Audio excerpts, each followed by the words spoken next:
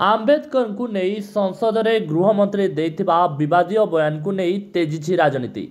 गोटे पटे यह नहीं विरोधी सरकार को घेरुवा बेले एवं बहुजन समाजवादी पार्टी मुखिया तथा उत्तर प्रदेश पूर्वतन मुख्यमंत्री मायावती सारा देश में यह नहीं आंदोलन कर निष्पत्ति नहीं।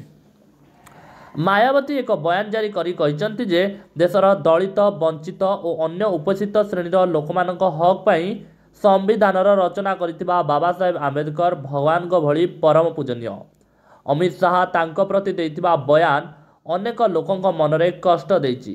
एभली महापुरुषों को नहीं संसद में कहुଯାଇଥିବା शब्द देशर सबु वर्गर समाज को कष्ट देछि बोली मायावती कहचंती। एथिबाई से एही कथा को फेराई नेबाकू दाबी करचंती।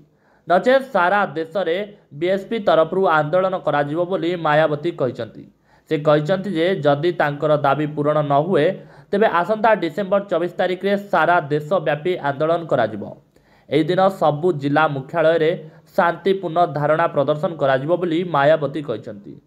सूचनायोग्य जे आंबेडकर प्रसंग रे गला किछि दिन धरी संसद हुलुस्थुलु हेउतला। एमिति कि एही घटना को नहीं शासक विरोधी मध्य मुहामुही हेतिले, जेउंतरे ठेला बेला हेबाकू दुई बीजेपी सांसद मध्य आहत होइतिले।